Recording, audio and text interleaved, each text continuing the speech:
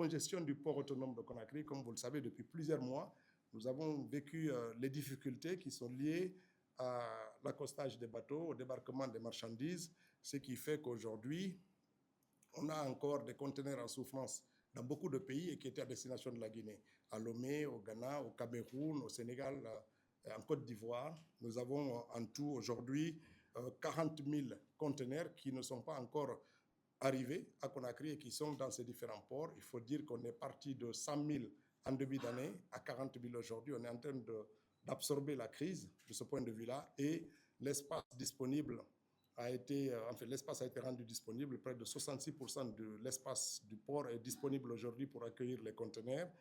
Pour ce qui concerne le vrac, tout ce qui est débarquement de sucre, de riz, des produits alimentaires de façon générale, on n'a plus de problème de ce point de vue-là. L'espace est disponible, les bateaux arrivent à temps et repartent. C'est le parc conteneur qui continue à souffrir un peu de la congestion. Alors là également, on a 66% d'espace maintenant disponible pour stocker.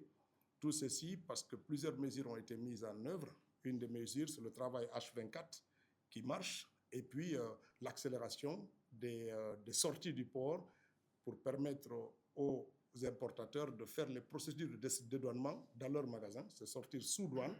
Cela aussi a été une mesure salutaire.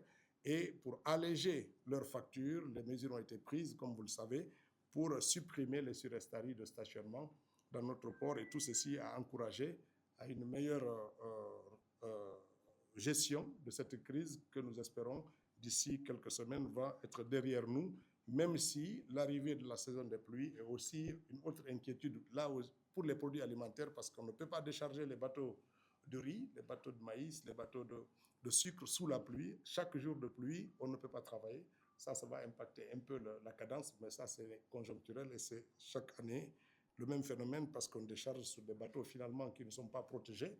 Quand on ouvre les cales, dès qu'il commence à pleuvoir, on est obligé de fermer pour éviter que les marchandises ne perdent. Et puis, il y a les projets de développement des aérodromes régionaux. Nous pensions pouvoir inaugurer ce segment au mois de décembre. Des difficultés liées au processus administratif de décaissement nous pénalisent encore à ce jour et nous pensons que dès que cette question de paiement de l'entreprise qui fait ces travaux va être réglée, nous allons pouvoir mettre à disposition des usagers ces deux aéroports qui sont à près de 95% de taux de réalisation. Donc, on a encore quelques détails qui attendent d'être mis, notamment le bitume, normalement, qui prend 30 jours. Dès l'instant qu'on a commencé le travail sur les deux aérodromes, ça veut dire qu'on est très avancé sur ces deux segments-là.